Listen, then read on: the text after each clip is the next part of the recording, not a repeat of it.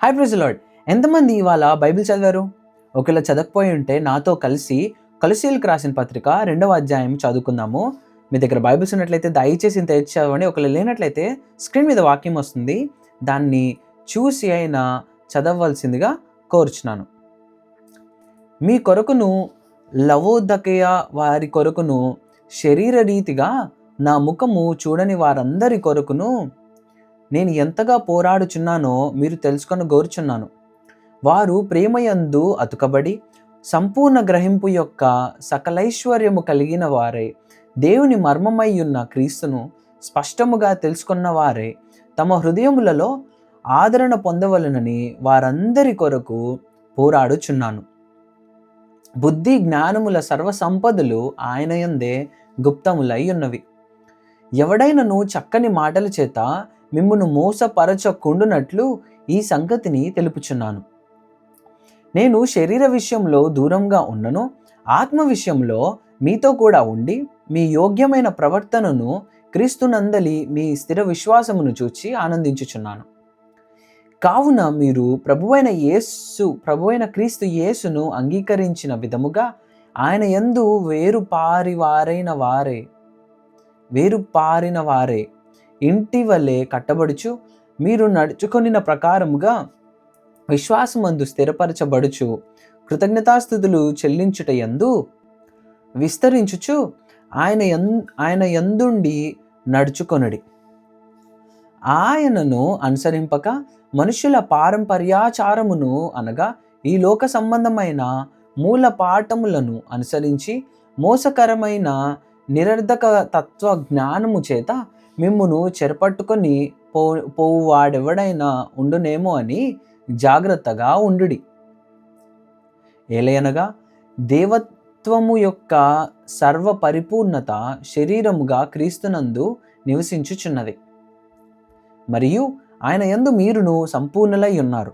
ఆయన సమస్త ప్రధానులకును అధికారులకును శిరస్సై ఉన్నాడు. మీరును క్రీస్తు సున్నతి యందు శరీరేచ్ఛలతో కూడిన స్వభావమును విసర్జించి ఆయన యందు చేతులతో చేయబడని సున్నతి పొందితిరి. మీరు బాప్తిస్మమందు ఆయనతో కూడా పాతిపెట్టబడిన వారే ఆయనను మృతులలో నుండి లేపిన దేవుని ప్రభావమందు విశ్వసించుట ద్వారా ఆయనతో కూడా లేచితిరి.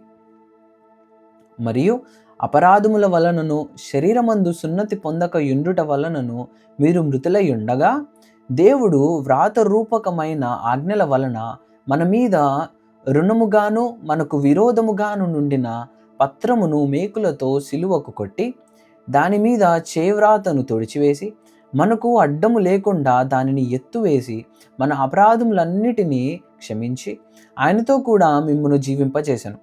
ఆయన ప్రధానులను అధికారులను నిరాయుధులనుగా చేసి సిలువ చేత జియోత్సవముతో వారిని పెట్టి తెచ్చి బాహాటముగా వేడుకకు కనపరచెను.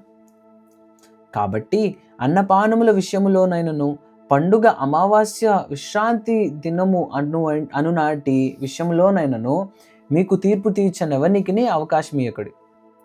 ఇవి రాబోవు వాటి ఛాయలే గాని నిజ స్వరూపము క్రీస్తులో ఉన్నది. అతి వినయాసక్తుడై దేవదూతారాధనయందు ఇచ్చ కలిగి తాను చూచిన వాటిని గూర్చి గొప్పగా చెప్పుకొనుచు తన శరీర సంబంధమైన మనస్సు వలన ఊరక ఒప్పొంగుచు శిరస్సును హత్తుకొనని వాడెవడును మీ బహుమానమును అపహరింపనీయకుడి. మీ శిరస్సు మూలముగా సర్వ శరీరము కీల చేతను నరముల చేతను పోషింపబడి అతుకబడినదే దేవుని వలన కలుగు వృద్ధితో అభివృద్ధి పొందుచున్నది. మీరు క్రీస్తుతో కూడా లోకము యొక్క మూల పాఠముల విషయమై మృతి పొందిన వారైతే లోకములో బ్రతుకుచున్నట్టుగా మనుషుల ఆజ్ఞలను పద్ధతులను అనుసరించి చేత పట్టు కొనవద్దు, రుచి చూడవద్దు, ముట్టవద్దు అను విధులకు మీరు లోబడనేలా? అవన్నీ వాడుకొనుట చేత నశించిపోవును.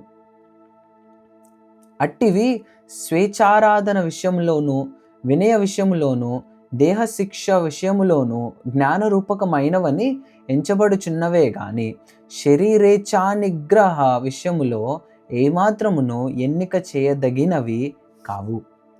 దేవుడిచ్చిన వాక్యము దీవించను గాక. ఆమెన్.